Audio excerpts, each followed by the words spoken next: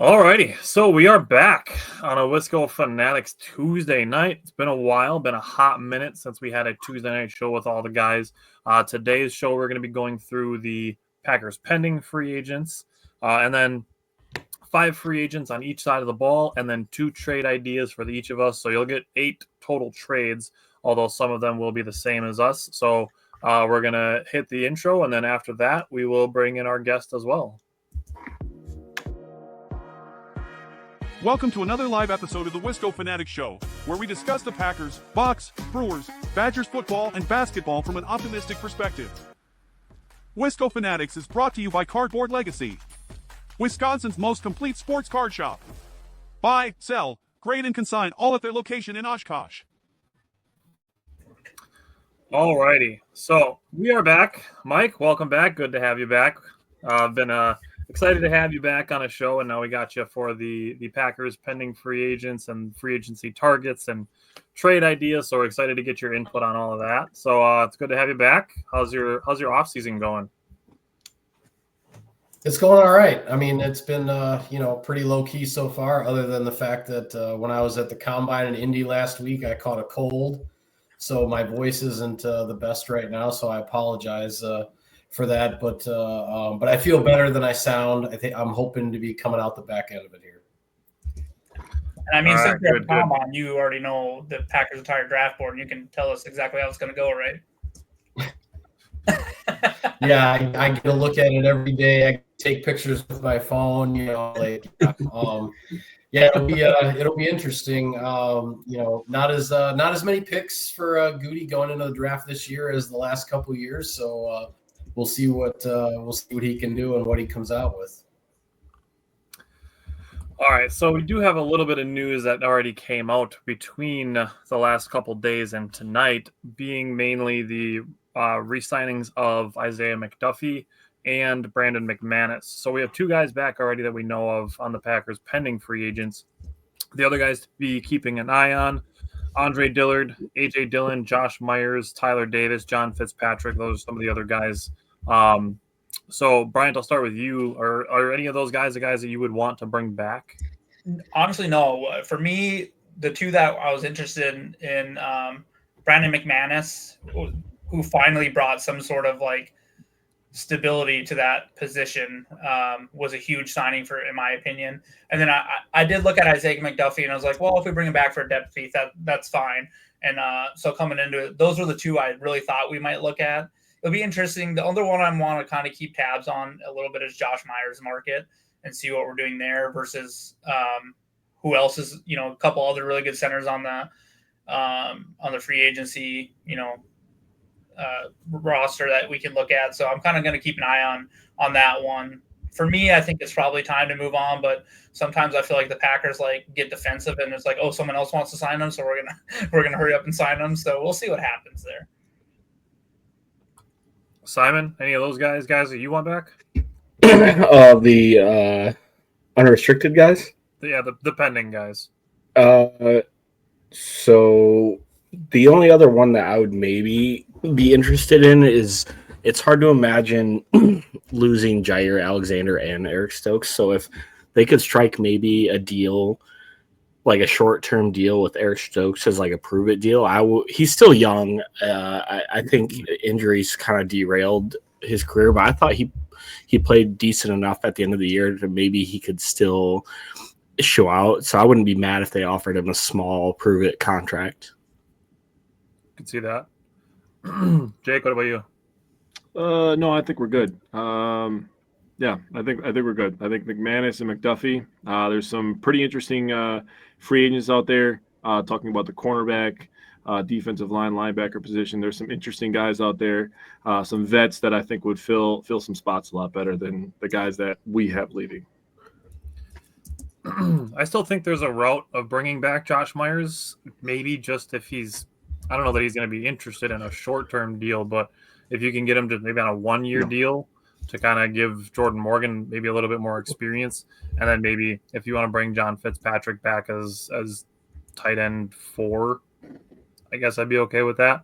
Mike, I don't know if there's any of those guys that you've got a ton of personal feelings on the offensive side of the ball, at least. But otherwise, like a lot of the secondary guys, like Zane Anderson, Corey Ballantyne, Robert Rochelle, and then Eric Wilson and TJ Slayton are also free agents. So, Mike, I don't know about any of your thoughts on the pending free agents. Yeah, I mean, for me, when the offseason started, the only guy that I thought of that was an absolute must, the Packers got to bring this guy back, was Brandon McManus. And hearing that news today that McManus is back in the fold, and it's for a kicker, it's a fairly long-term deal. It sounds like a three-year deal based on what's been reported. So that was the only guy for me that was at the top of the list that it's like you absolutely have to bring this guy back. As far as other guys, I mean, I agree with a lot of the comments you guys are making on some of the other players.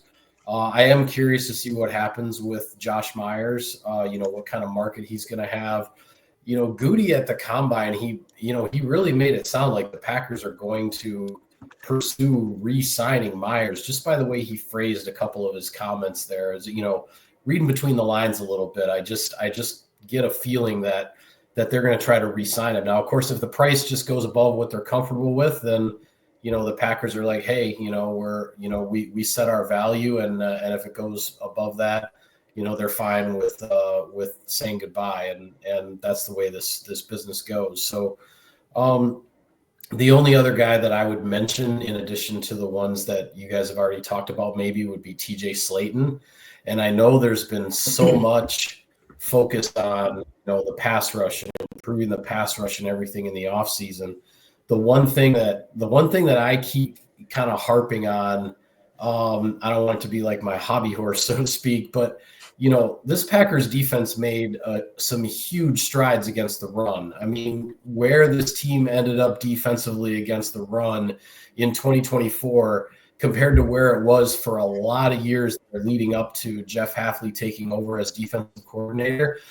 I'm not saying the Packers don't need to improve their pass rush. Absolutely, that is the focus. You want to be able to, as Goody has said many times, you got to be able to get after the quarterback with four. You got to affect the quarterback with a straight four-man rush, not have to get fancy with blitzes and fake blitzes and zone drops and all that kind of stuff. But my biggest question is, can the Packers do what they need to do with their pass rush without taking a step back in the run defense, considering all of the progress that's been made just in the 1 year under Hafley with the run defense? And I would hate to see the run defense become a problem again. And that's just the one reason that I sort of have TJ Slayton in the back of my mind, because I know he's not a pass rusher, but he is a pretty darn good run defender. And I just wonder what his market would be and what the Packers' interest would be in bringing him back. And definitely the depth aspect of it too, as far as the D line is concerned. Justin, welcome back. Good to have you back. Scott asked the question, is Jair going to be a Packer? Justin said Jair was one of my favorite players, but with his injury history, I'd be okay leaving him for the right trade. Mike, I'll go to you again. Thoughts on Jair, if he's going to remain a Packer? I mean, if I'm making a prediction, I mean, based on what's been out there that the Packers are, reportedly looking at potential trade offers or, trying to shop him a little bit. I just don't see him being back. And it's not even so much the 17.5 million or whatever his salary is for 2024. But I just think with all the injuries that they've dealt with him, that I think they want to get his 2026 salary off the books as well, and this is the time to do it. And if they can get something for him, if they can get a day 3 draft pick for him, I think Goody would take that. I don't see it, being a very high draft pick by any means. But by the same token, teams out there are kind of anticipating the Packers moving on from Alexander. And if he's just going to be released and be on the open market, I don't know if anybody's going to give anything up. Can the Packers renegotiate his contract? I mean, yeah, that's an option, but that's something that both sides have to agree to. And I can't speak for Jair Alexander as to whether he would want to renegotiate his deal with the Packers or whether he'd rather find out what somebody on the open market wants to pay him. Yeah. My dad asked the question, in our division, is run defense the bigger problem or pass defense? I'll say me right away jumping out. I would lean run. When you look at the Vikings, obviously I don't know if Aaron Jones is going to be back or not, but the Bears want to run the ball. Obviously their quarterbacks is going to run, and the Lions have probably the best two-man running back room in the NFL. I don't know if any of you guys have any thoughts on the division as far as run versus pass defense. I don't know. That's tough because then you look at Minnesota and you're sitting there dealing with P.J. Hawkinson and Jordan Addison and Justin Jefferson. Then you look at the Lions and you have Sam Laporta and Amon St. Brown. And then you look at the Bears. They have some older guys, but Rome Odunze I still think can be a problem. Cole Kmet. So I feel like if you give bend a little bit on the run defense, as long as you're not getting smoked in the pass defense, which we've seen happen to. Actually, we didn't give up that many big plays this year, actually, but I think we gave up like 140-yard play, and that was in the playoffs or something like that. But if we're constantly getting those second downs and third downs and shorts because we're giving up a 8-9 yard slant on first down, that becomes a pretty quick problem for us, and we've seen that happen several times. You see teams like the Eagles or whoever we go up against, as soon as you give up that big first yards on first down, they're just going to push or run the ball to another first down, and it's hard to get off the field against that team, our team like that. And we have a couple of those. The Lions, I would put in that. If we let them get chunks on the pass game, it's hard to stop their run game on the next couple downs. So Scott asked, who is a good fit to replace Jair? We can start on the defensive side of the ball if you guys want to start and talk defense. So I don't know if there's anything else you guys want to say on the. I just had something quick for the free agents too, is because the reason why I said unrestricted free agents is like, so the exclusive rights free agents are a little bit different to where the Packers can offer them a qualifying offer, and they don't get to like hear from any other team. So guys like Zane Anderson, Eric Mosby, Manuel Wilson, I think the Packers will just extend an offer their way, and they'll be competing for a roster spot. And I have no problem with that. Bo Melton and Kadeem Telfer are the two other guys. I have no problem with bringing any of those guys back to compete for a roster spot next year, especially Emmanuel Wilson. I think he did a lot of good stuff last year as kind of that RB2-3 guy. Yeah. And one other person I wanted to talk about real quick is I don't know what his NFL career looks like, but if A.J. Dillon decides to retire, I think they should bring him back just to be around the team and be around a locker room guy or whatever, you know what I mean? Like maybe a running back coach or just not necessarily a coach, but just an assistant or something, just because he's just that's just my own personal feelings, because he's such a great guy and he loves Green Bay and he loves Wisconsin so much. Just have him be the lower leg conditioning coach. Yeah. I recently learned that my dad is a big AJ Dillon on AJ Dillon or any of the running backs. What was that? I was asking Mike if he had any info on any of the running backs. No, I mean, I expect, I mean, honestly, my thought is the Packers are probably going to go into next season with Josh Jacobs, Marshawn Lloyd, and Emmanuel Wilson as the three backs, barring other injury issues and whatnot. I think that's the way it lines up. That's not to say they might, maybe they draft another running back like on day 3 or something like that, or certainly they'll bring in some undrafted prospects at that position, just to get through the preseason and see what somebody has as maybe a practice squad candidate. But if Marshawn Lloyd is healthy, Josh Jacobs, Marshawn Lloyd, and Emmanuel Wilson, that's a pretty good threesome in the backfield. I think they'd be happy with that. Taylor brought up the other guy that I think we had in mind was Chris Brooks as well. Would you consider keeping 4 running backs? That's a really tough question. I don't know if you can have 4 on the 53. Unless one of them is really like almost more of like a linebacker type on special teams where they're playing, on like the 4 core units and everything, which, usually those guys, they might play on 1 or 2 special teams units, but not necessarily all of them. So, but maybe this develops as Jacobs and Lloyd as the 1-2, and Emmanuel Wilson and Chris Brooks kind of duke it out for for that third roster spot at running back. I mean, that could be how it evolves, assuming everybody's healthy. Yeah, I think both of them showed enough last year to where it would be really hard to stash either Chris or Emmanuel Wilson's onto our practice squad. I think someone would snatch one of them up pretty quickly. Yeah, I think that's fair. I mean, I just don't see being able to keep 4 running backs in this day and age on the 53. And yeah, I mean, they might have to make a decision and cut a good player, but nobody in the NFL complains about having to cut good players. That means you're in a pretty good spot. Yeah. Yeah.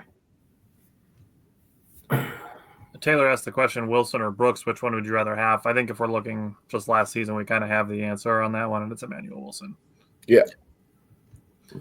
Chris Brooks brings good things as a pass blocker, but just as far as running backs go, I think Emmanuel Wilson is the more talented running back. He's a better natural runner.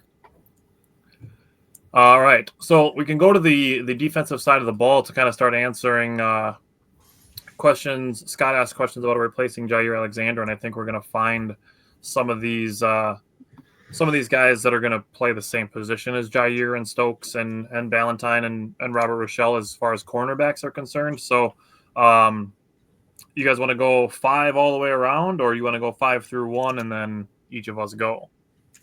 I say 5 all the way around. All right. Yeah. I didn't really rank my guys. Yeah, we'll start with you then, Brian. Who's your number 5? Yeah, we'll jump right into a cornerback room, and I think it's Tre'Davious Ward. I think Tre'Davious Ward had a rough last year, but he had some tragic stuff happen in his life, unfortunately, and he's came out and said he needs a fresh start, and I think he's young enough to where we bring him in, he could, and if he plays like he returns to form, he could be a very good player for us. He could be our number 1 corner. Come right here. All right, Jake, go ahead. Right here. I see you looking at my notebook, boy. I see you. I also have Charvarius Ford, 29 from San Francisco. He did say he wants a fresh start. He did have a tragic death last year. His daughter ended up passing away. So I think a change of scenery would be good. Guy who's been good in the past, played on some dominant defenses, has some playoff experience, been in the Super Bowl before. Could be a veteran leader that cornerback room could need next year. Can't believe you said that. Taylor said cheater. Simon, who's your number 5? So like Jake, I didn't really rank mine, so I'm just gonna go from the bottom up of what I wrote. I wrote Tyrell Dodson. He plays linebacker. I thought he was really excellent in coverage last year. I wouldn't mind bringing him in to kind of shore up that middle of the field. I think there was a lot of plays last year where we just got hit deep in that middle part of the field and lost some like third longs and stuff. Justin said when Ward gets mentally healthy, he will be a good leader. Not Cam Ward. No, we don't need a quarterback. He's going number 1 overall. A-Fam's back. I forgot about this guy. Charvarius Ward from the Niners. So my number 5, I have Malcolm Kuntz. He did miss 2024 to injury, but he did have 8 sacks in 2023, and he's still only going to be 27 in June. So, Mike, you have any thoughts on any of those 4 guys, or 3 guys, I should say? Yeah, I'm not too familiar with the last 2 guys that were mentioned, but what I will say about a cornerback like Ward is he's the kind of, I guess I would say, that mid-tier free agent, like not at the top of the market, but a guy with plenty of experience. He's not necessarily going to come cheap, but he's more of that middle-tier free agent guy that I could see the Packers pursuing a guy like that. I'm sure you guys will bring up other names as well. But just looking at the way they line up at cornerback, I mean, Keyshawn Nixon, Carrington Valentine, and sorry, I just totally drew a blank. Who am I forgetting of the top 3? Eric Stokes? Nixon, Stokes, Ward. Or I mean, no, I'm sorry, and Javon Bullard as the Bullard. So if you're going in with those as essentially like your nickel package at cornerback with Nixon, Valentine, and Bullard, that's a perfectly good spot to be in. But then where are you when somebody gets hurt? Where are you when you want to go to a dime and get a 4th corner on the field?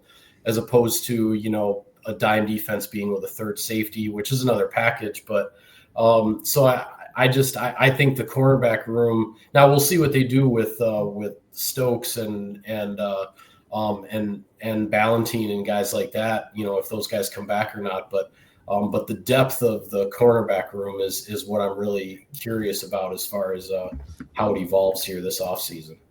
Yeah.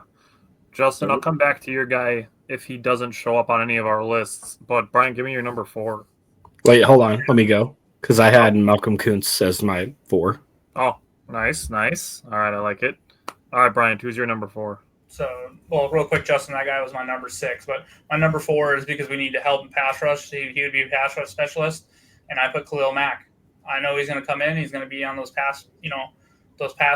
passing downs, but he can still wreck people. And I just feel like his strength on the opposite side of Rashawn Gary's strength, and then just bull rushing. And, Khalil has more moves than Rashawn. For one, I think he could teach Rashawn and LVN a few things. And then I feel like he can still be a very productive pass rusher too. You can see that. Jake, who's your number 4? Yeah, staying on the pass rusher kind of thread here, I have Josh Sweat for Philadelphia. He's going to be expensive, though. Had a really, really good year for Philadelphia. They have a stacked defensive line that did not take away from him. He shined in the Super Bowl.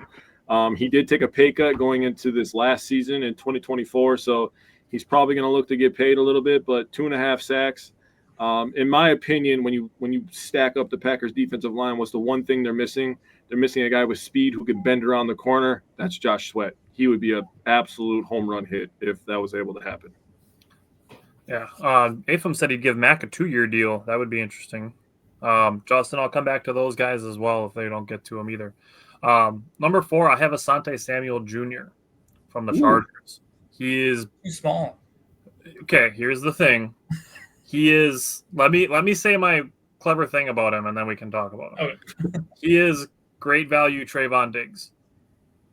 He's essentially a guy who's going to give up. He's going to give up some big plays, but he's also got 9 interceptions to go with the 14 touchdowns that he's given up.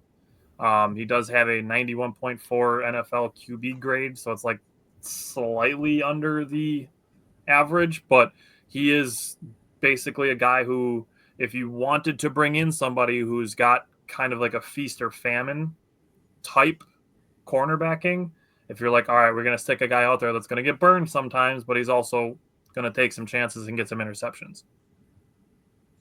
So that's why I don't have him higher on my list, because he's not like a shutdown type corner. But Taylor said he would be our McKinney signing of last year. I'm assuming referring to Josh Sweat, the best available free agent at the position of the most need. But Mike, I don't know if any of those guys stick out to you. Well, first off, I just have to say, I don't know how Josh Sweat was not the MVP of the Super Bowl. Like, I still don't get that. Like, I agree. You guys probably talked about that on a previous show. But anyway, yeah, I mean, Jake's absolutely right. I mean, that Sweat is going to be like super expensive. I mean, he's looking to cash in big time. I think the reason he's hitting the market, this is just my own speculation, but I think my guess is that, the Eagles made him, a reasonable offer, and he's like, no, I'm getting paid way more than that, and he's going to really cash in. I just don't know if I don't know if the Packers would go there to that type of price for a guy who's never had a double-digit sack season. He's still young, and there's certainly still some upside there, and it would just depend on that, that type of evaluation. Khalil Mack was brought up, and that's an intriguing one, because that is not the type of signing that the Packers, and certainly with Gutekunst, would normally make. But if they're going into this with the idea that that they're going to draft a couple of pass rushers, and you're going to try to bring those guys along, and you're still trying to bring along Van Ness and whatnot on the edge. A stopgap guy like Khalil Mack for 1 year and decent money, it does make some sense. It's not the typical thing the Packers would do, but it is a little bit of an unusual situation going into this offseason with where they are. So I certainly wouldn't rule it out. I'd just be really, really curious what it would cost, what Khalil Mack is looking for if he's just going to sign for 1 year. I'm not quite sure what that number would be. I guess when I thought about him, I kind of thought back about Julius Peppers when we brought him in. So, granted, he played for us for 3 years. Right. And he also, wanted to retire a Packer because the Bears still suck. But my dad said we spent money on an Eagles player before on defense that paid off huge. That's true. So I can ask you guys the question before we get into our number threes. Do any of you have Darius Slay or Garrett Bradbury? Or not Garrett Bradbury. What's his first name? James Bradbury. Yeah. Do any of you have either of those two on your lists? No. Okay. Well, we can jump in there then. Justin asked, Slay and Bradbury both released by Philly. Zach Bond. Do any of you guys have Zach Bond? Yes. Okay. So let's do Slay and Bradbury before we keep going. We'll leave Zach Bond because he's going to be on lists. Would you guys consider either of those two? I don't know. I wouldn't be jumping yes, we need one of them, but I would at least kick the tires on Darius Slay. Yeah, I would too. Yes. He's old, but it would have to be a 1 year. We missed out on everyone else we wanted, so we'll bring in Darius Slay. I mean, he's 35 years old.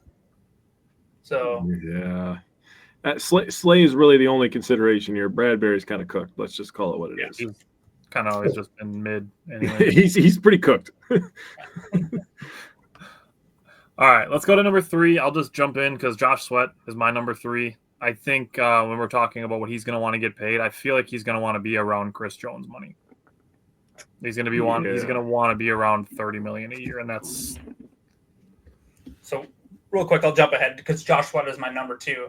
The one thing I did notice is, holy cow, the Eagles have a lot of players on this top list, and they are not going to be able to pay them all. True.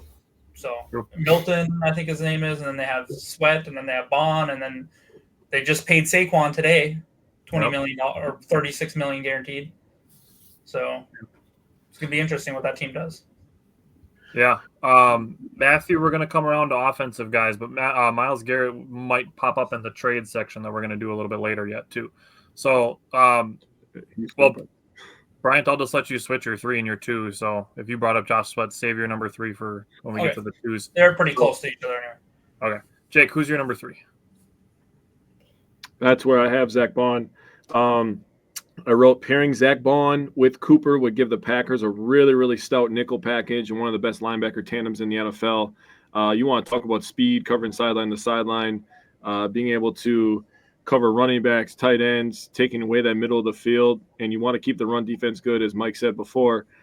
Zach Bond with Edgerrin Cooper would be nasty, something we haven't seen in Green Bay in a long time.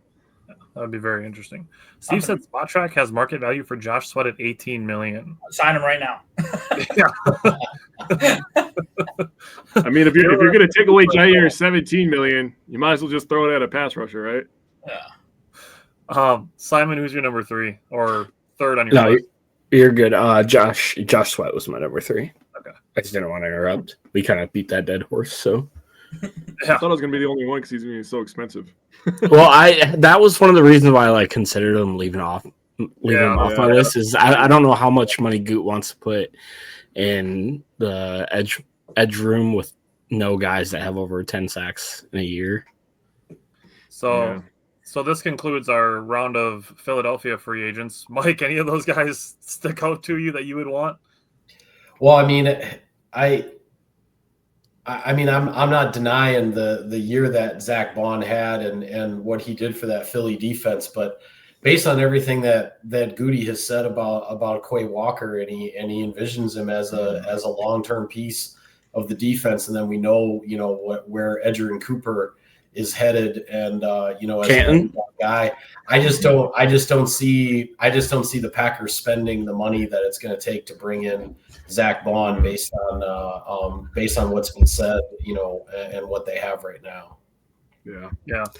But man, what a year Bond had! I mean, he had a hell of a year. Yeah. You know, like, I mean, the New Orleans Saints have to be sitting there going like, okay, we just had this guy play special teams for 4 years. Like, that's all we, you know, like, Well, holy cats. I mean, they Hey, can't afford Wisconsin him fans, anyways. we're linebacker U now. We are linebacker U now. I'm telling you, you draft a linebacker out of Wisconsin, you can't go wrong. I mean, there have been, you know, the undrafted guys that, you know, that have made it too. And then here, I just heard today that that the Bears are not going to tender Jack Sanborn. He's hitting the market now.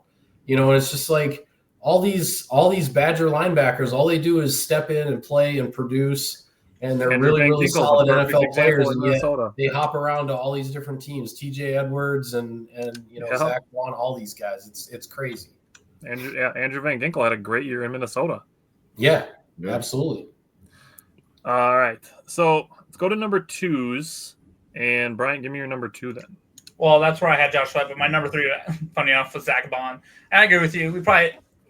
That's more like a dream scenario. Honestly, I think someone like Nick Bolton too would be very kind of fun to add. Just that was the other guy that linebacker. Like, if we got another super solid linebacker to stick with Edrin, and then let Quay just use his speed like as a pass rusher and stuff, because he showed a lot. He started to show quite a bit as a pass rusher. I feel like that could be a very fun like trio. But that's a lot of money in the middle of the defense there that you don't see a lot. Well, not really, actually. Too, you're gonna have to sign Quay a little bit, but he's still under contract for next year, if I'm not mistaken. But you know, and Edrin Cooper's cheap, so maybe you could spend money on someone there and just have a trio of just monsters in the middle there. So I do have a number 2 that does kind of fit what you're saying, and I have Dre Greenlaw as my number 2. He would be an upgrade in my mind from Isaiah McDuffie, who was re-signed. But to me, Isaiah McDuffie is kind of like your linebacker 4. Like, he's the guy that backs up your other linebackers, not necessarily the guy that you want to have starting. So what I wrote down with Dre Greenlaw, with him being a reliable tackler, goes along with what Brian just said about Quay kind of growing as a pass rusher. So you blitz Quay, you stay Dre, and then you cover with Coop. Mm-hmm. So you have those 3 guys that do those 3 different things, and I think that would fit really well with the Packers 4-3. Afam said he's going to need a robotic Achilles. I mean, he seemed fine in 2024. So, Jake, who's your number 2? This is where I do have Nick Bolton. I don't see a scenario where Kansas City lets him walk, but Kansas City does have to pay somebody on the offensive line, and they have a very good quarterback, so you may want to protect him.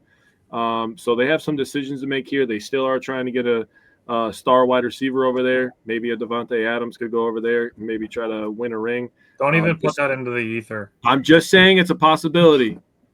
Devontae, he's starting to hear some crazy stuff about his career. You know, the trajectory of his career is kind of going like this since leaving Green Bay. So maybe he goes to Kansas City and revitalizes it. I'm not saying I want that to happen. But Nick Bolton, 25. He's just speed, and he just runs through your face. I would love Nick Bolton in green and gold, man. He would be tremendous. He said him and Cooper in the middle, love Quay outside linebacker, or move Quay to outside linebacker. Could see that. Simon, who you got number 2? Khalil Mack. It was kind of for the same reason that Mike and Bryant were saying, is I think it would be smart to maybe have an older guy who's been around the block and has shown, you know, he's an all-pro, a la kind of like Julius Peppers. Bring him in for a year or 2 and teach younger guys, and hopefully they develop into something. That I could see it, depending on price tag. I gotta be thinking at 35 that he's not looking to like get a major payday. Well, I mean, Von Miller did, so yeah, well, that's fair. Alrighty, Mike. Anything extra you want to throw in on maybe Dre Greenlaw or Nick Bolton? No, I mean, I just don't see it. I just don't see it happening. The amount of money those guys would command, and yeah, it'd be great. You know, you'd love to have 3, you know, stud linebackers, but you're not really going to have all 3 of those guys on the field, you know, at the same time. And so the way I see the Packers, you know, going into next season is you've got Walker and Cooper as your top 2 linebackers, and I think McDuffie and Hopper are going to compete for that 3rd spot, and then they'll go from there. That's just how I see it shaping up. Yeah, we're gonna be doing linebackers for our draft coverage as well. I think it's very plausible that they draft a linebacker again as well. Oh, for sure. Yeah. I Those can are see kind of that. pipe dreams for me, Bond. And I don't think my they're number actually- one's not a it'd linebacker. be I'll tell you interesting. that. It is mine. All right, Brian, give me your number one defensive target. Yeah, it's Byron Murphy.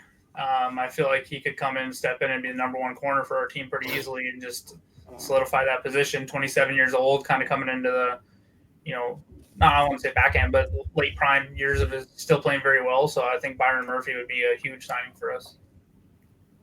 All right, Jake, who's your number one? I have DJ Reed. Hey, me too. He just seems like the most plausible guy on my list, honestly. The rest of my list is more of a wish list, I guess I'll call it.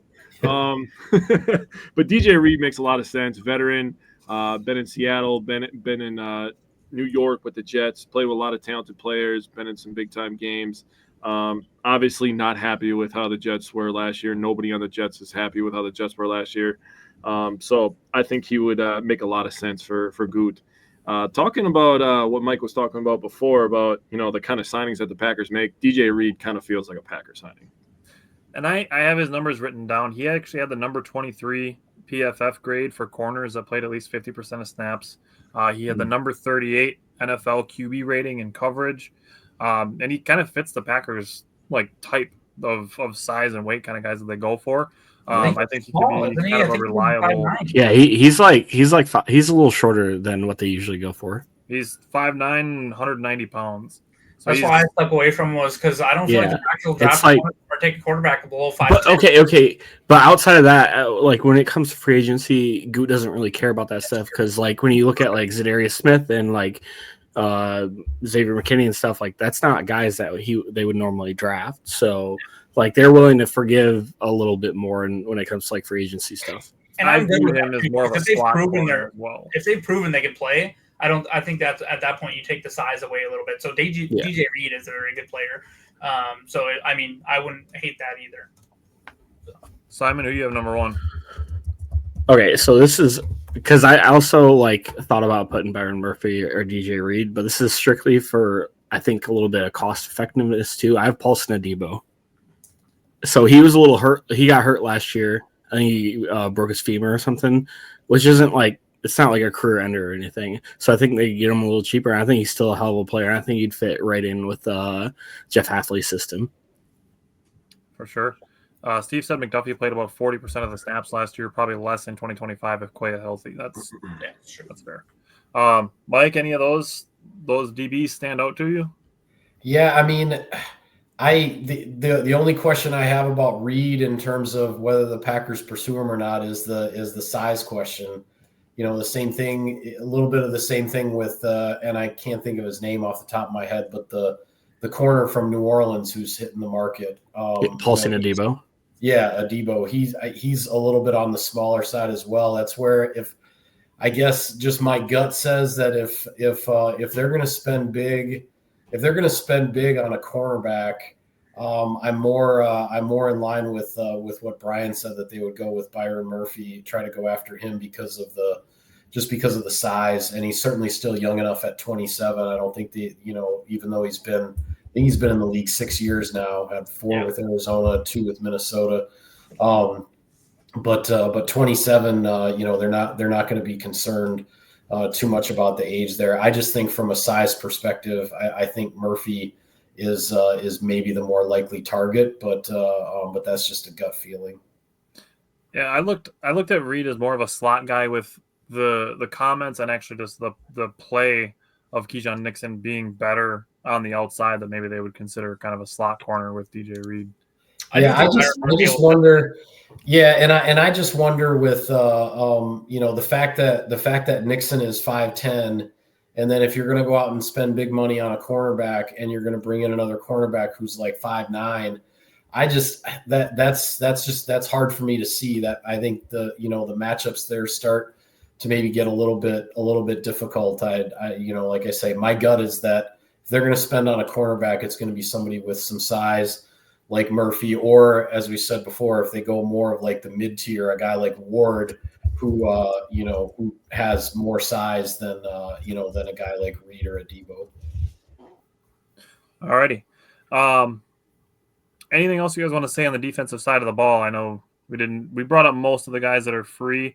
I don't know if there's anybody else that really jumps out. Like, I don't remember what Rasul Douglas's contract situation. No thanks. Like, but yeah, I'm good on Rasul. I don't want him the way he left the building. So, but I will say there is a fair crop of like middling tier cornerback, so I really fully expect them to bring at least somebody in, especially if they're going to move away from Jair. Whether that means they're going to sign someone that sets the market like Byron Murphy, I think he'll probably get the biggest contract in free agency under the quarterback market, him right there with DJ Reed or Ward, first name.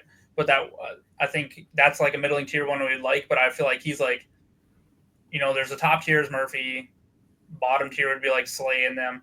I think Ward's right there in the middle, so I think he'll get paid, but it won't be outrageous. So I think for sure, I think they'll bring somebody in because there is quite a few of them on the market that can play. Christian Fulton was the other one that I was maybe looking at. Another kind of those guys that would be like a depth type corner. All right, let's jump to the offensive side of the ball. So there's been an interesting development this morning that caused a shake-up potentially in some of our rankings, but I'm not gonna say anything about it because I know for a fact that he's gonna come up during our conversations. Who, Tyler? Who? I don't know. I don't know. His number's available if he wants to. Never mind. Simon, I'll let you go first. Who's your number 5? I had him on. Okay, so it was exponentially easier for me to find defensive players than it was offensive players. Yeah. I had like a list of like 10 to 15 defensive players, and I had to cut out a bunch of them based on a contract and stuff. Number 5, this is kind of unpopular, but I think could be interesting. Darius Slayton. He's on my list. I'll just really. I'm actually. I don't know. I'm kind of surprised by that. I Darius Slayton, the Giants. I feel like he's been a little bit injured, but I feel like a lot of his play has been due to the quarterback situation. I think he's immensely more talented than what his numbers show. Maybe not immensely, but I think he's more talented than what his numbers show. I actually don't think his injuries are much of a problem. He's never played less than 13 games. Oh, maybe it's just because their quarterback situation is so bad that it's hard. That's definitely factual. It just seems like Slayton, it. I mean, he averages 15 yards per reception. So if we're looking at guys who can kind of fill in for Christian Watson while he's out, but Darius Slayton, he averages 665 yards a season and about 4 touchdowns playing with Daniel Jones and Tommy DeVito. Just kind of a carousel. One game wonder. It had to be against us. He was 12 of 20 on contested catches in 2024, which is 60%, which isn't bad. Not the best run blocker, but I also had Darius Slayton on my list as well. Also, spoiler alert, 4 of mine are wide receivers. So are mine. Yeah, I got 4 wide receivers on my list too.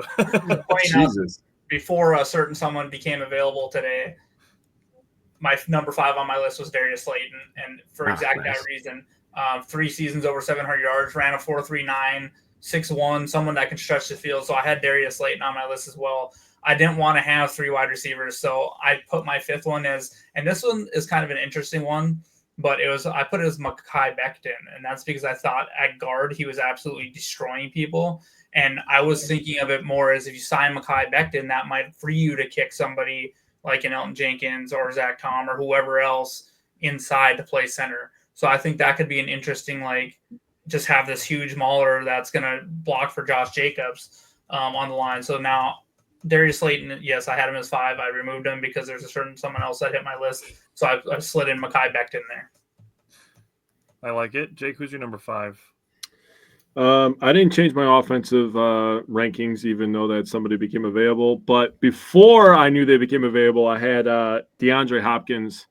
Looking for an older guy, cheaper, sure-handed. We had a lot of problems with drops last year. He may be a guy that can come in with the mentality of and show Wicks and Reed, who I love, by the way, but I'm just going to tell you, they kind of act like their shit doesn't stink. And DeAndre Hopkins can show them that their shit definitely stinks, and he can show them how to be a pro's pro. That's my opinion on it. Michael, we'll come back to your question on a defensive guy when we get to trades in a little bit. Justin, hold your horses. And yes, there are centers on this list as well. So, Mike, out of any of those guys so far, any of them stick out to you? Well, I know you guys are going to be bringing up like a whole bunch of wide receivers and stuff, but from your list. So I'm gonna let you guys banter about the wide receivers and everybody available out there, and then I'll maybe have some thoughts later on. All right. Why don't we just do non-wide receivers yet? Why don't we just do non-wide receivers first then? That's literally the rest of my list. I have one. I have one non-wide receiver on my list, and he was my number 5. So going from that, I have Drew Dahlman. He's one of the best centers on the market if Josh Myers walks. So I also have Drew Dahlman, by the way. He's very good in the zone blocking scheme, which the Packers run very well. So he would be an upgrade at the center position, in my opinion. Yeah. So other than wide receivers, Drew Dahlman was number 1 on my list. Wow. Actually, he's also number 1 on mine. So and number 2 on my list was Will Fries, the guard out of Indianapolis that got injured. That once again, kind of thinking about, well, if we bring in another really solidified guard, that's going to give Jenkins or Tom, if we kick, I know Jenkins didn't shine when we kicked him out to left or right tackle or anything, but that would give you, bringing in someone solidified in that position would give you a chance to shuffle around that offensive line again. So non-wide receivers on my list for Drew Dahlman and Will Fries and Mekhi Becton. Simon, you got any other non-wide receivers? You got my one non-wide receiver, Ryan Kelly, from the Colts. I know he's kind of mulling retirement, and this would be just another guy, kind of like Jeff Saturday, where we could give him like a 1-2 year deal, stick in the center spot, and not kind of not have to worry about it necessarily. And we could see what the guards look like. And I like leaving Elton Jenkins at guard, if at all possible. That's just what I think, and then see what happens with the rest of the guys. Yeah, Taylor asked the question. I don't see Tom moving from right tackle. He was one of the best right tackles. I don't think so either. Yeah, for sure. I would say maybe even a Pro Bowl snub, as far as that's concerned. But he's about to get paid. He might become the highest paid right tackle in the NFL this offseason. Yeah, and I don't think that's completely out of the realm of possibilities. Mike, what do you think on the subject of potentially adding centers or guards or tackles or moving guys? I mean, are we looking at another carousel of training camp where everybody's playing everywhere? Yeah, I mean, they're going to do some of that because they always do. In fact, I posted a story on the website today, with Goody's comments from the Combine about, about where they feel they're at with the offensive line. I don't know whether or not Josh Myers is going to be re-signed or not. If he's not, I don't see them spending free agent money on a center. I think they would. I think this is my opinion. I don't think Zach Tom's moving from right tackle, and I don't think Elton Jenkins is moving from left guard. I think if Josh Myers isn't back, I think they're gonna let Jacob Monk and Sean Ryan battle it out at center. Jordan Morgan's going to step in at right guard, and they're going to keep the tackles the same and where those guys have been. That's kind of how that's my best guess right now as to where this goes. Now, if they end up using say a day 2 draft pick, a second or third rounder on a center or an interior offensive lineman or something, well then that changes the equation. But I just don't see them at those positions going out and spending anything on the market. They drafted a ton of offensive linemen. I think they're going to draft some more, and they're going to count on the development and the competition there to sort it out. Yeah, in all of our draft years that we've been doing draft prep and looking at prospects and stuff, we always do offensive line because we always know the Packers are going to draft them. Yeah, Goody's only not drafted an offensive lineman one time in the drafts that he's been in charge of. In the 1 year that he didn't do it, he had drafted 8 offensive linemen in the previous 3 years, and then he skipped like the 1 year. So, I mean, it's now, as I said before, they're not going in with double-digit picks into this draft. So to say they're going to draft like 3 offensive linemen again or something, I don't know about that. But I would be really surprised if at least one of those draft picks in late April is not on the O-line. For sure. Justin said Tate Routledge from Georgia incoming. Yeah, we'll be doing offensive line. I think is our second draft prep show. Mm-hmm. Steve agrees with Mike. He said the Packers roll with Evan Dietrich Smith at center. They don't typically prioritize centers. I like the idea of Sean Ryan playing center and Jacob Morgan or Jordan Morgan playing right guard. I think that's your best 5 linemen, even if you don't sign somebody in free agency. Yeah, I think that's the one option that not a lot of people are talking about is would Sean Ryan end up taking over at center? And I think it's a very realistic possibility. I think so too. It's not one that's getting a whole lot of attention. Yeah, I agree. He played a little bit in training camp last year, right? I'm pretty sure I saw. Yeah, he did. He did, and he actually ended up playing there in the playoff game when Myers got hurt late in that game. Ryan was the guy they stuck in there to finish that game out. So, all right. Well, let's do the wide receiver discussion. So from 3 to 1, everybody's lists. Brian, who's your number 3? Well. Chris. Well, I had Darius Slayton, but I only had 2. But I'll say Chris Godwin. I feel like he's a pretty solid. Like, people might be like, "Oh, he wants to play out slot." Well, he's 6'1". He ran a 4.4. But I feel like he could be. He might not be the hugest deep threat, but 15, 17 yard, in routes and like that depth. He's a very good wide receiver. Very strong hands. So I feel like he could play outside wide receiver for us and do a good job doing it. All right. Jake, who do you have number 3? I have another lineman. This is where I have Trey Smith, offensive guard from Kansas City. He's a really, really good player, by the way. He's only 26. Franchise tagged. Yeah. He did. He got it. They tagged him. Yeah, he did. They did already? Yeah. I just looked it up today. Are the only 2 guys that they got did it right. Yeah, right before the deadline. Yeah, man. I just checked this morning. I didn't see that. My bad. Well, he'd have been good in Green Bay. The Bucs did win again, Michael. All right, Simon, who you got number 3? Nick Westbrook-Akine. Oh, I think he was a good deep threat last year, and like another guy, I think he was also kind of like a product of bad QB play too. But he really turned on at the end of the year with some of his deep routes. It's weird when you look at his 40 time. Yeah, a deep ball. He ran a 4.7. Yeah.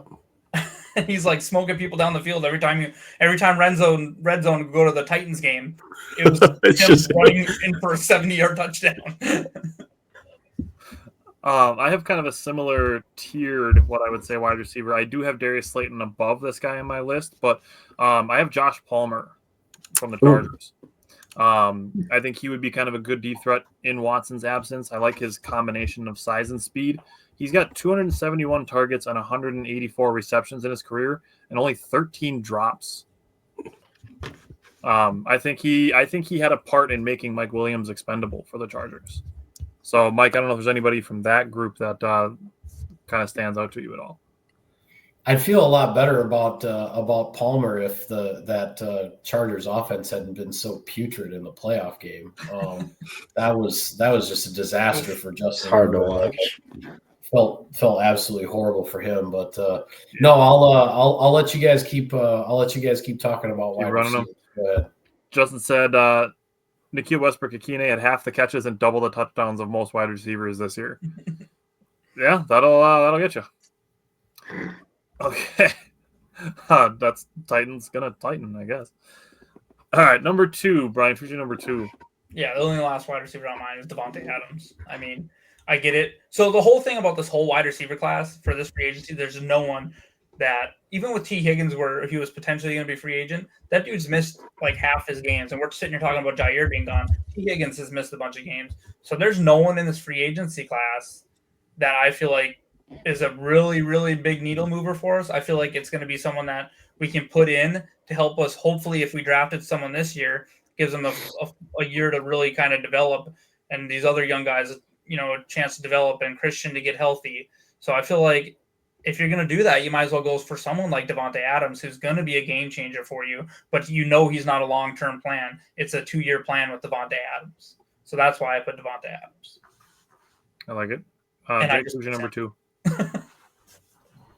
I have this one's tough after Mike kind of just poo-pooed on Tom not going to center. This guy would be so cheap. He's a top 10 pick. 2020, I have Jedrick Willis moving back to his college position of right tackle because obviously left tackle is not working out for him in his career. He got benched for it clearly. But having him go back to right tackle, get coached up by the Packers because they know how to coach offensive linemen, and then move Tom into the inside, I think that would be interesting. Justin brought up that Adams knows the offense as well is a good thing. Okay. So, Simon, who's your number 2? I have Diami Brown from Washington. I think he's an interesting option. He's still only 25 years old. Yeah. I like it. Number 2 is where I had Chris Godwin. Even if you want to just use him as a slot receiver, like, yes, Jaden Reed is obviously a slot receiver, but he's used in so many non-traditional slot receiver ways that you can just put Chris Godwin in as an actual slot receiver and still do whatever you want behind the line of scrimmage with Jaden Reed. And my other thing with that is that if you do that, I think it frees up having Godwin as a possession receiver, frees up Romeo Doubs to do some of the downfield things, which in Christian Watson's absence could be beneficial. Because we've seen, like, Romeo Doubs can get down the field. But we've had to have him in more of like a closer to the line of scrimmage role. So I'm interested to see if they had another guy that they were a little more trusting in closer to the line of scrimmage, if they would send Romeo Doubs down the field a little bit more. Yeah, some of the more disgusting catches we've seen over the last 2 years downfield are all from Romeo Doubs along the sidelines in the end zone, like just nasty catches. The one that pops back into my mind all the time isn't even from the regular season; it's from the preseason. Yeah, the one that he had against the Patriots in the preseason. Yeah. That's the one that keeps popping into my mind. But let's go through the number 1s really quick, and then we can talk about all of the wide receivers that we've brought up already. But Bryant, who's your number 1 offensive free agent target? Yeah, that was Drew Dahlman. So for me, I don't have no wide receiver. All right, Jake, who's your number 1? You guys ready for this? Aaron Rodgers. No, it isn't Aaron though. And it's Aaron Jones. Bring Aaron Jones back to Green Bay. Give us a 1-2 punch that we need. Bring him back, baby. Bring him back. That's just your fandom talking. It is. It really is. This is where the wish list came back into effect there. When I seen him say skull, dude, he was dead to me. I'm sorry. All right. That's got weird. Simon, who's your number 1? Oh, God. Devontae Adams. I have Devontae Adams on mine as well. I don't think he's having as big of a decline as some people are acting like. He's not. He's been on bad teams. He still had 85 receptions last season, averaged 12.5 yards per reception, was over 1,000 yards, and had 8 touchdowns. Like, yeah, Steve brought up his big game against Jacksonville late in the season, but if he can still put up a 9 for 198 and 2 touchdowns, I'm at 32 years old. I'm willing to give him a 1 or 2 year deal, and also kind of bridge the gap in some of the development of all the young guys that are on the roster.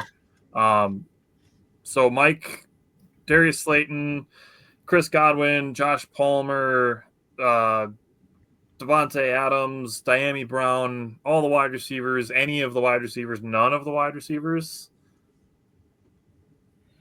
I mean, first I want to say this. As much respect as I have for Chris Godwin and the fact that I think in Tampa Bay, Mike Evans and Chris Godwin have been a very underappreciated and underrated 1-2 receiving tandem for a long time, that their longevity and what they've done with their production there. But man, with that injury that Chris Godwin is coming off of, I just don't know if I could go anywhere near him right now. To me, there's a huge medical risk there. As much respect as I have for him.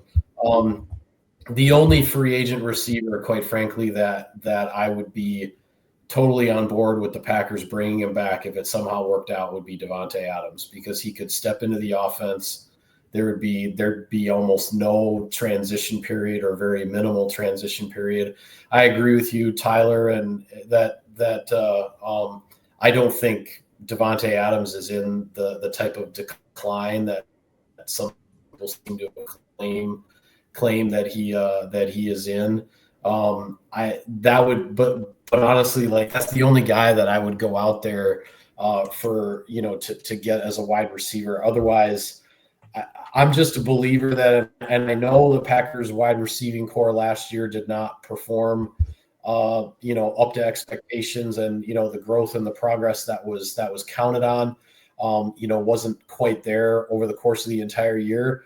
But I think wide receivers, with all due respect to Davante Adams and those guys, I think the wide receiver market has gotten out of control in terms of what you have to pay these guys.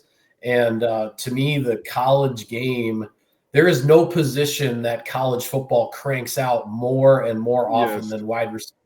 You can draft multiple wide receivers every year, just bring new guys in every year and see what you got and see who can rise to the top and be a big time performer for you. And so I'm one who would just be extremely hesitant to spend free agent money on a wide receiver, with the exception of Davante Adams, because of his history in Green Bay and his history with Matt LaFleur and all of that.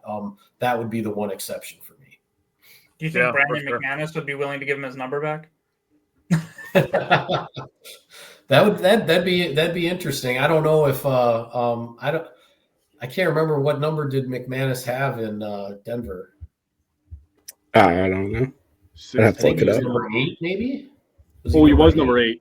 I think he was number 8. I think he was number 8. So yeah, I don't know. I'm not sure how necessarily he landed on 17. Obviously, number 8 went to Josh Jacobs. So probably the seamstresses in Green Bay just convinced him, like, hey, we have all these 17 jerseys. Well, all we have to do is take the name off and just put a new name on. Change the nameplates. Yeah. And he was number 10. I don't think McManus would have any trouble giving his number 17 back to Davante. He could take something else. Yeah, and I agree with you about the wide receiver market too. When you see the Bills give someone like, no offense to him, but Khalil Shakir, what was it, 3 years, $60 million, or 4 years, $60 million, or something like that? Those are the kind of contracts that just blow me away. I'm like, really? Like, the number of wide receivers, accomplished wide receivers at the college level who are available in the draft every year, and you're going to pay $20 million a year for essentially a mid-level production guy, and I understand in the salary cap world, I would constantly be drafting wide receivers and recycling them all the time. And then if you feel like you got a legit all-pro, or a guy on like Hall of Fame trajectory like Davante Adams, by all means re-sign him and pay him. But if that guy's not heading to the Hall of Fame, I'm finding the next receiver in the draft and just replacing him and moving on. Yeah. We do have wide receivers coming up. That is our first draft series position that we're doing on the 18th. So 2 weeks from today, we'll be discussing wide receivers and potentially some controversial rankings coming from us, which will be fun. I'm very looking forward to our wide receiver rankings. All right. Steve said if Green Bay adds wide receiver, it should be an alpha like Tay. Adding a mid-tier free agent stifles the growth of Wicks. I mean, if there's one guy that you would want in the room to try to coax the development out of Dontavian Wicks that you want, it is Davante Adams. He's on the exact same career trajectory so far. Yep, 100%. Route running ability is everything. Yeah. Michael asked the question, how concerned are you of Dobbs' concussions? I don't know, Mike, if that's anything you've had any conversations with Goody or anybody about. Yeah, Goody was asked that specifically at the combine last week when a bunch of reporters like myself, we sat down and got a chance to talk to him for about 40 minutes, just in a hotel conference room in Indy, and he was asked specifically about Dobbs and the concussions, and he said they don't have any long-term concerns in that regard. They feel like he'll be back to his old self. Sweet. Justin asked us no Lockett or DK talk. Well, we're going to get into some of those guys coming up right now. So I'm confident that some of these guys are going to come up as far as wide receivers and trades go now. So anybody want to volunteer to go first? I'll go first. All right, Brian. Every time. Because I'm going to keep I'll do my number 2 one that I would say. And that would be a second round pick and Romeo Dobbs, or you could probably swap in like Dontavian Wicks. I would prefer we push Dobbs, and this would be for DK Metcalf, because I feel like he would be like I just talked about. There's no one on the free agency. I'm sorry, apparently my house is flooding right now or something. But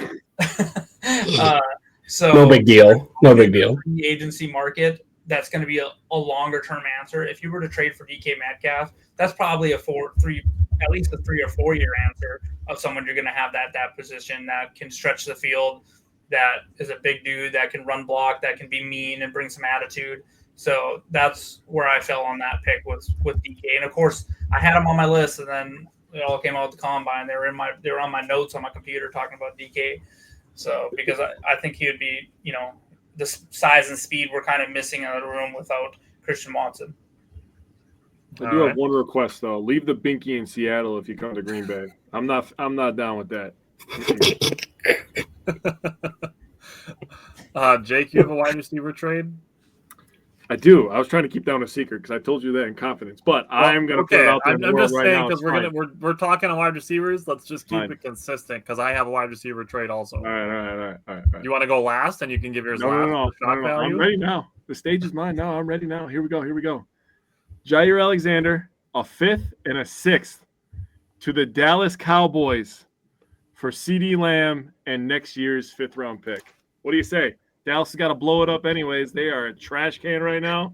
Hold on. They're dreaming if they're going to give them up for a 5th or 6th round pick. What?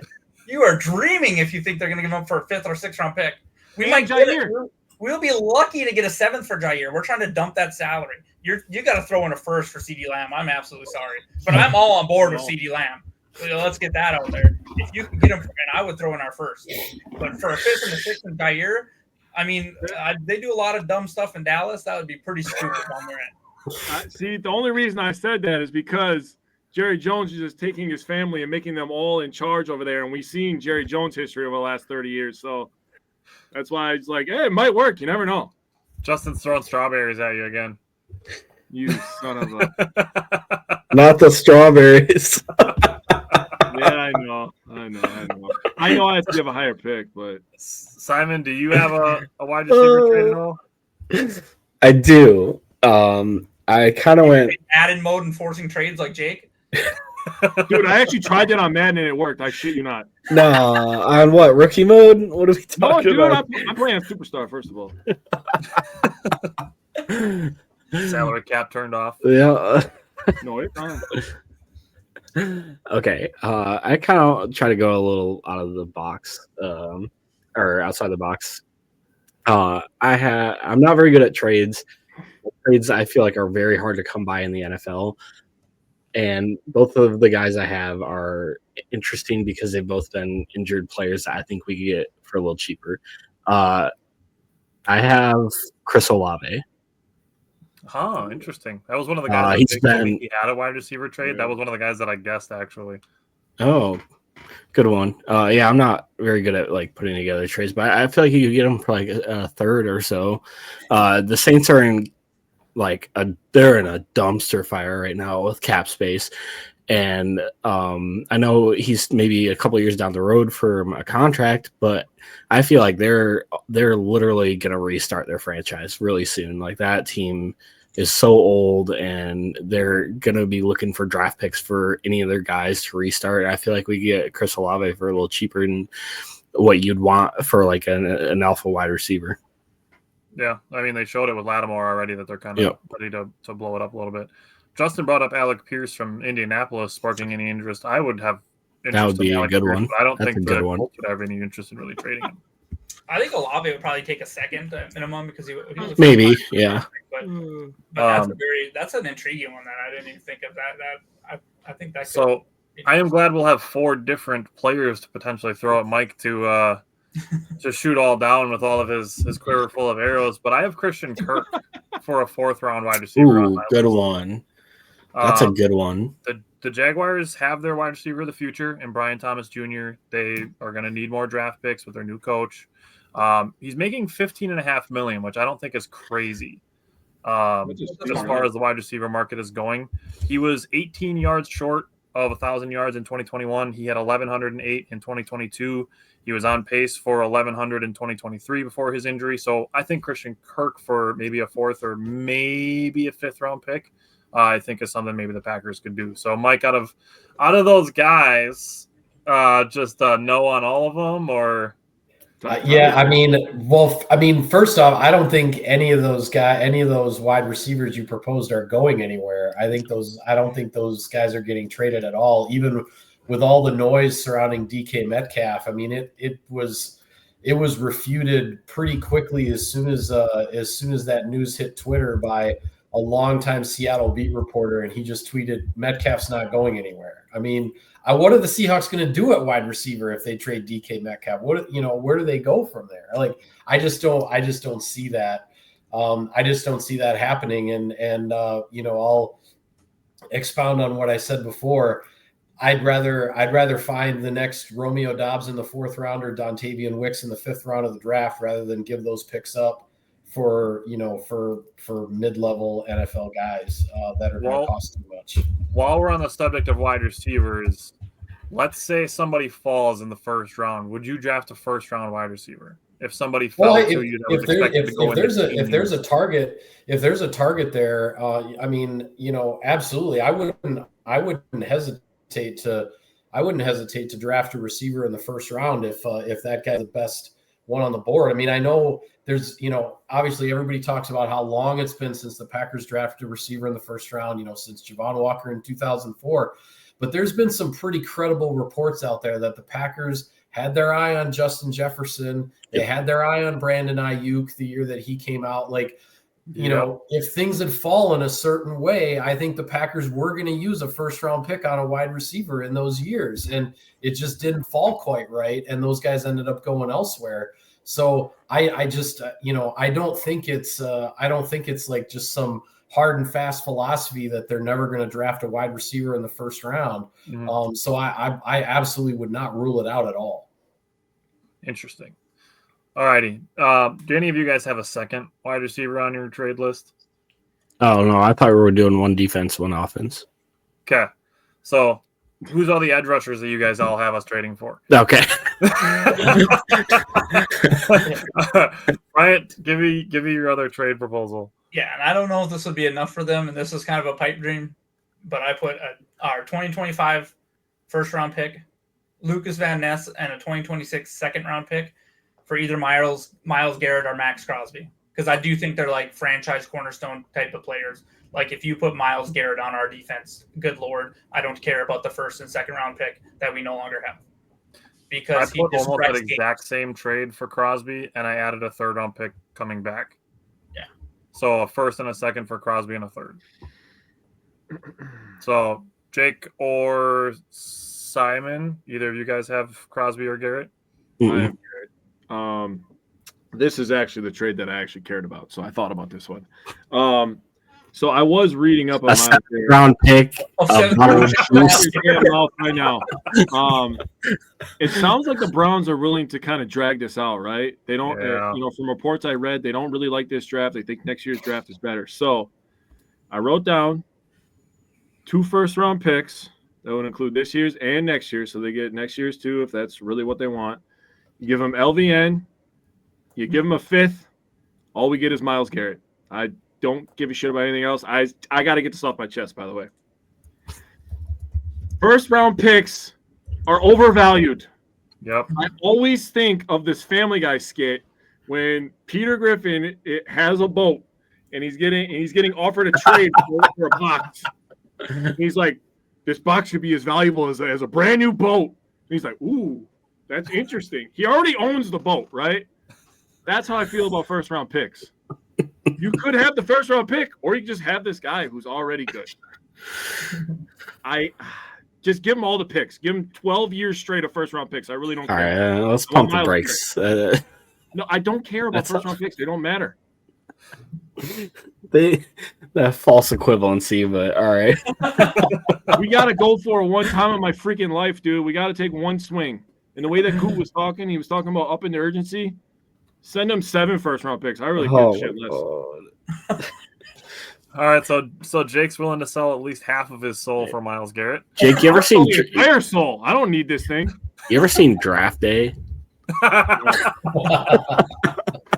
No. Why would I watch anything that involves the Cleveland Browns on purpose? Jake wants to give a 5th round pick for CeeDee Lamb, but 7 first for Myles Garrett. CeeDee Lamb is like 5'9". They make 100 of them. How many Myles Garretts do they make? And David goddamn Putney because I feel like it. LVN needs to bulk up. He needs to get CeeDee Lamb at 6 foot. Yeah, LVN needs to bulk up, bro, for sure. Steve said, Jake, you've totally redeemed yourself. All right. So Taylor said, imagine the pop at the draft if we get a first-round wide receiver. That would be very interesting. Justin said, didn't I see Ayuk possibly available for trade? I mean, we kind of knew the 49ers were going to have to blow it up eventually. They weren't going to be able to afford all their all-pros. Will you trade for another wide receiver coming off a torn ACL? I don't think so. Yeah. Simon, what's your other trade? So I have Bradley Chubb. He didn't play this last year because he tore his ACL at the end of 2023, but his 2023 tape it's superb. And speaking of teams that have like very odd, expensive contracts, Miami's kind of up there a little bit too. And I think we could get him for like a 5th or a 4th. And if he took the year off last year, if he comes back and he has a clean bill of health, I think he could be a stud as a rotational kind of guy. He's not even old either. He's like 28 or maybe 29 going into the season. You know what his contract situation is like? It's pretty gross after this year. Next year, his cap hit is like $28 million. He'd have to be restructured for sure. Yeah. But there's also an out as well. Okay. Next year. Okay, that makes it a little bit more potentially, I guess. Actually, I just pulled it up. Max Crosby, Myles Garrett, Bradley Chubb. I mean, well, first off, one other comment I want to make on the wide receiver thing is my hope is that the Packers can actually find, whether it's on day 1 or day 2 of the draft, that they can find the next Christian Watson in this draft in terms of the size, the speed. You're not going to have Watson until, probably more than halfway through the season. Yeah.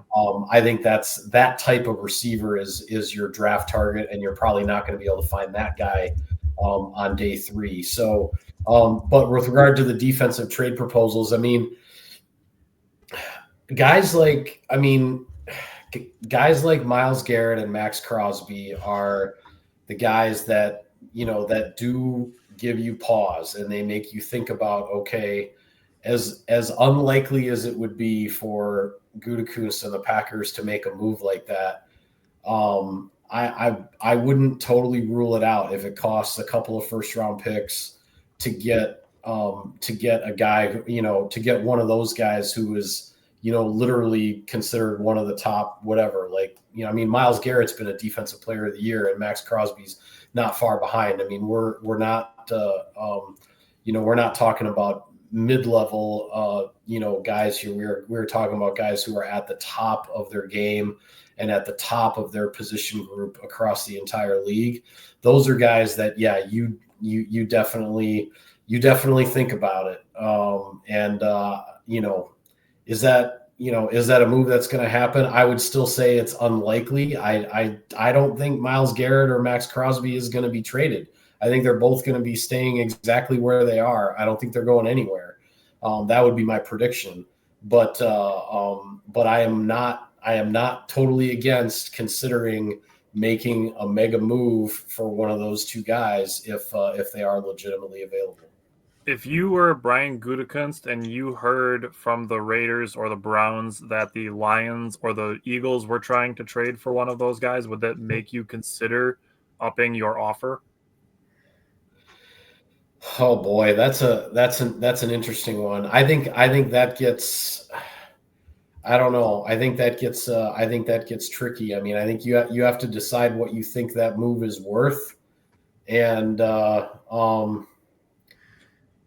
if somebody else is going to make a bigger sacrifice than that, I don't know.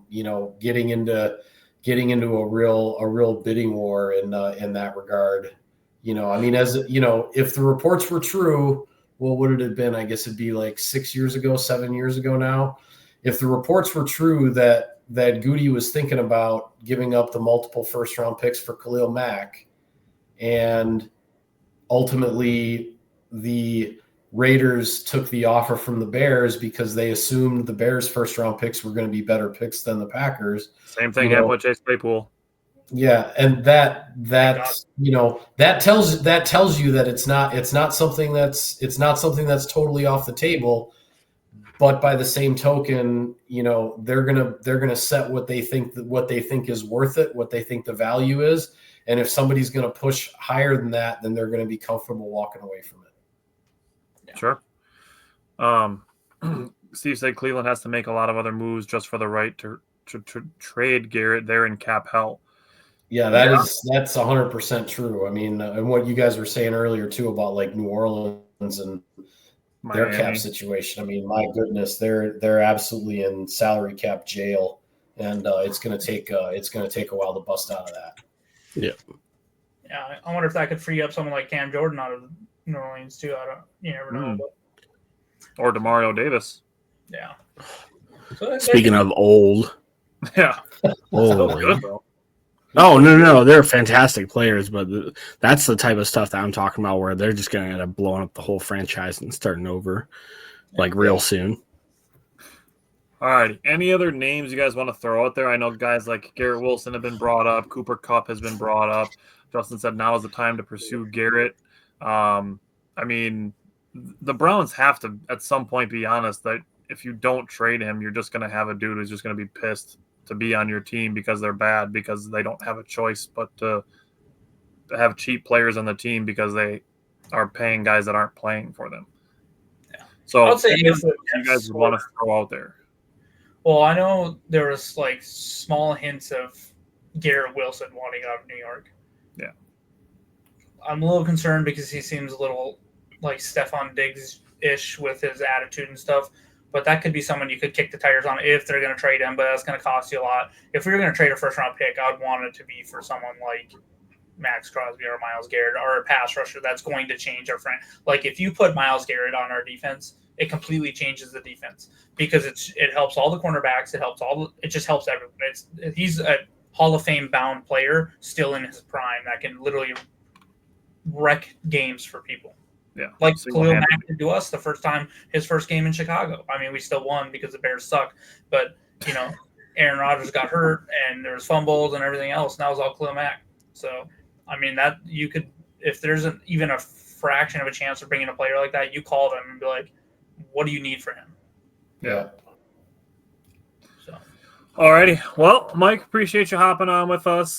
Definitely, even though you were kind of shooting down some of the names that we brought up, the insight on wide receiver I do think is very, very true on the potential of drafting one versus bringing a guy in via free agency or trade. I do think that even though we had a bunch of guys that we brought up as far as wide receivers are concerned, the insight on drafting them, I do think is a very true thing, especially when you bring up the number of wide receivers that college football is churning out. So I think that's a very good piece of insight that I don't think the four of us kind of really had in mind. So we appreciate that very much and appreciate you taking the time to hop on with us again. I'll say the same offensive line too. Your offensive line insight, like you're absolutely right. We draft 3 of them a year, and we're developing them all the time. So maybe they don't turn around and give someone like Drew Dahlman a 3-4 year contract for $70 million because unless they really want to just be like, I'm done looking for a center, here it is, maybe. But no, you're absolutely right in that aspect too. So. Yeah, that's why Mike makes the big bucks and we're on a podcast. Hey, I always enjoy talking to you guys. Obviously, I know it doesn't always work out for me to come on, but I get a kick out of it. I enjoy the conversation and appreciate you guys and hope to see you again soon. Yeah, well, we'll have to see. Yeah, we'll have to see what the draft is like. I'm sure you'll be a very, very busy man during that weekend, but if the schedule is fine, we'd be happy to bump into you up there. Yeah, I'm trying to decide if I'm just gonna sleep in my cubicle at Lambeau Field for like 3 straight nights rather than room under your desk. We can all sleep in there. Home. So that's gonna be that's gonna be something once in a lifetime kind of thing. So it should be pretty cool.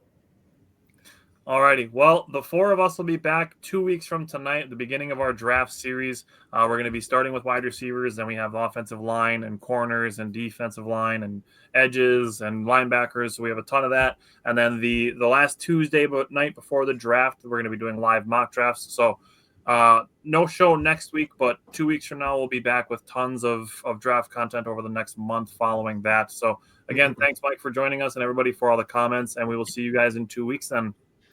Also, join Jake and I tomorrow. We'll be talking about the Bucks and the Badgers basketball. So, all righty. Okay. Thanks, everybody. Have a good night.